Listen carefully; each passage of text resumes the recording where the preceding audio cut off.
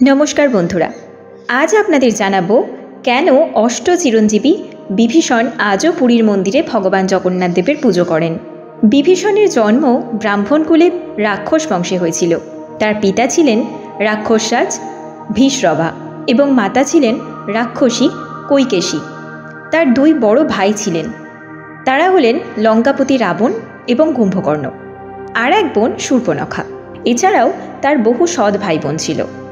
আপনারা সকলেই জানেন বিভীষণের দ্বারাই রাবণের বধ হয়েছিল, যার জন্যে ভগবান শ্রীরাম নিজে বিভীষণকে লঙ্কার অধিপতি বানান এবং চিরঞ্জীবী হওয়ার বরদানও দিয়েছিলেন, যে কারণে বিভীষণের মৃত্যু হওয়া সম্ভব নয়। তিনি আজও জীবিত আছেন। কিন্তু আমাদের জানতে হবে যে চিরঞ্জীবী বিভীষণ কলিযুগে কোথায় অবস্থান করছেন। বন্ধুরা, বিভীষণের বিবাহ শর্মা নামক একজনের সাথে হয়েছিল। কিছু তথ্যানুসারে যখন মাতা সীতা অশোক ভাটিকায় ছিলেন, তখন তাকে যিনি সাহায্য করেছিলেন তিনি বিভীষণের কন্যা প্রযুক্তা ছিলেন। আমরা তো রামায়ণ সম্পর্কে সকলেই কম বেশি জানি। রামায়ণে যখন রাক্ষসরাজ রাবণ মাতা সীতাকে হরণ করেছিলেন, তখন তাকে অশোক ভাটিকাতে রাখা হয়। অশোক ভাটিকায় মাতা সীতাকে দেখাশোনা করার জন্য রাবণ বিভীষণের কন্যা প্রযুক্তাকে রাখেন, কারণ তিনি ছিলেন অশোক ভাটিকার মধ্যে থাকা পাহারাদারদের মধ্যে একজন। পরবর্তীকালে মাতা সীতার সখী হয়ে যান তিনি, এবং প্রযুক্তা থাকার কারণেই মাতা সীতা কিছুটা আশ্বস্ত বোধ করতেন। প্রযুক্তাই মাতা সীতাকে রাম রাবণের যুদ্ধের ফলাফল জানাতেন। বিভীষণ নিজে রাক্ষস বংশের ছিলেন, কিন্তু তিনি ছিলেন ভগবান নারায়ণের পরম ভক্ত। এর জন্য তার কন্যাও ছিলেন ভগবান নারায়ণের ভক্ত, তাই তিনি মাতা সীতার খেয়াল রাখতেন।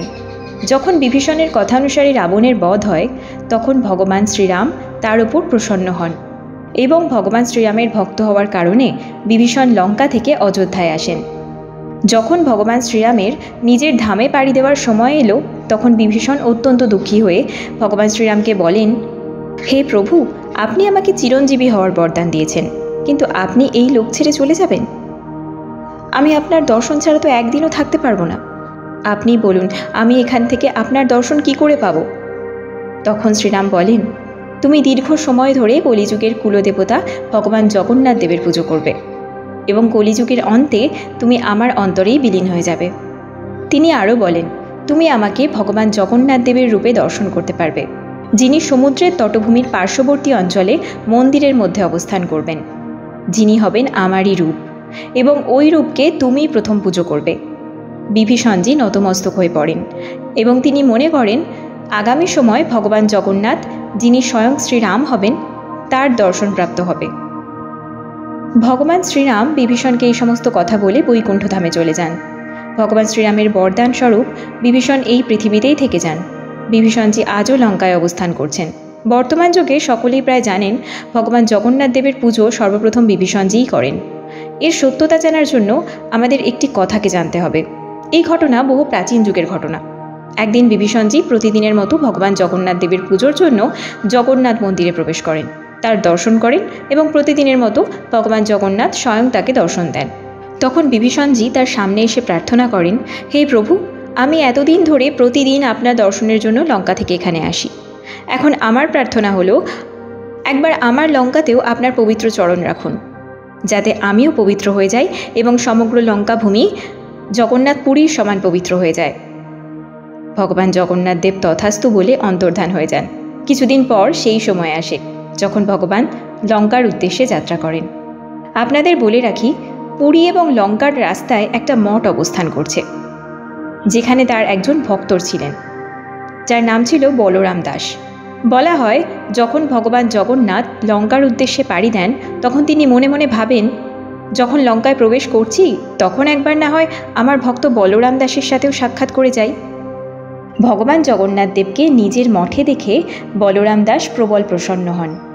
তখন ভগবান জগন্নাথ দেব বলেন, আমি বিভীষণকে দর্শনের হেতু লঙ্কায় যাচ্ছি।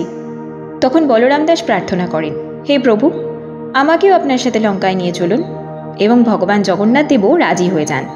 বন্ধুরা, লঙ্কায় প্রবেশের আগে ভগবান জগন্নাথ দেব বলরাম দাসকে একটি কলস প্রদান করেন, যা ছিল স্বর্ণ দ্বারা তৈরি।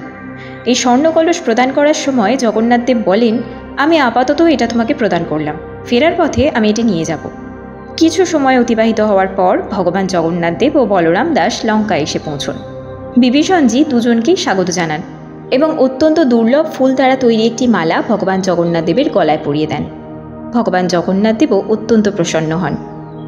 তিনি লঙ্কা ও লঙ্কার অধিবাসীগণকে উত্তরও দেন এবং নিজের ধামের উদ্দেশ্যে প্রস্থান করেন। ফেরার পথে ভগবান জগন্নাথ দেব বলেন, আমি আমার ধামে ফিরে যাচ্ছি, তুমিও এবার তোমার আশ্রমে ফিরে যাও।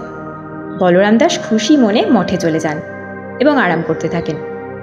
যখন বলরাম দাস পুনরায় ওঠেন তখন দেখেন ওই কলস তখনও ওখানেই থেকে যায়, যে কলস ভগবান জগন্নাথ দেব যাওয়ার পথে বলরাম দাসকে প্রদান করেছিলেন। আবার অপরদিকে পুরী ধামে সোনার কলস নিয়ে হাহাকার শুরু হয়ে যায়। লোকজন নিজেদের মধ্যে আলোচনা করতে থাকে, ভগবান জগন্নাথ দেবের পাশে থাকা কলস কী করে উধাও হয়ে যেতে পারে। সকলে এই নিয়ে চিন্তায় পড়ে যান। সেই সময় পুরী ধামে একজন রাজা ছিলেন, যার নাম ছিল রাজা প্রতাপরুদ্র। এই সমাচার রাজা প্রতাপরুদ্রের কাছেও পৌঁছে যায়। তখন প্রতাপরুদ্র মনে করেন কোনো চোর হয়তো ভগবানের কলস চুরি করেছে। এই কথা সমগ্র রাজ্যে ছড়িয়ে পড়ে।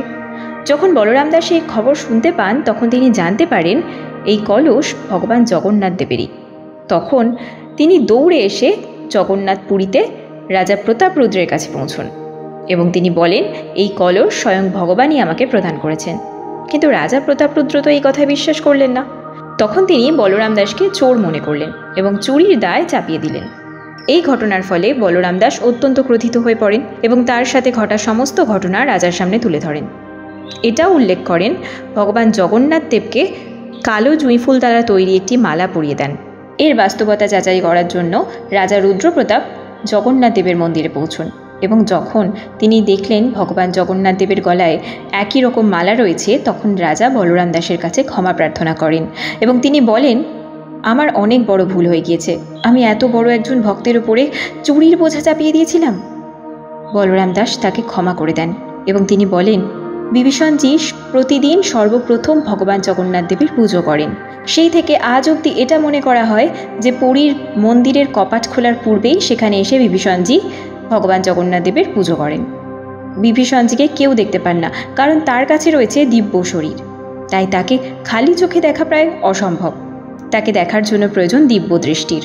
এবার আপনারাই বলুন, আপনাদের এই বিষয়ে কি মনে হয়? বিভীষণজি কি আজও জীবিত আছেন? আর তিনি কি আজও পুরীর মন্দিরে আসেন ভগবান জগন্নাথ দেবের পুজো করতে? কমেন্ট বক্সে অবশ্যই আপনাদের মূল্যবান মতামত আমাদের লিখে জানাবেন। আর ভিডিওটি ভালো লাগলে অবশ্যই লাইক করে দেবেন, শেয়ার করবেন। আর এই রকমই আরও বিভিন্ন হিন্দু পুরাণ সম্পর্কিত অজানা তথ্য পেতে এক্ষুনি সাবস্ক্রাইব করে দিন হিন্দু পুরাণ অফিসিয়াল চ্যানেলটিকে। আর ভিডিওটি যদি আপনারা ফেসবুক থেকে দেখে থাকেন তাহলে পেজটিকে অবশ্যই ফলো করে দিয়ে আমাদের পাশে থাকবেন। তবে আজকের মতো ভিডিওটি এখানেই শেষ করছি। দেখা হবে খুব শীঘ্রই পরবর্তী নতুন একটি ভিডিওর সাথে। ততক্ষণের জন্য গুড বাই।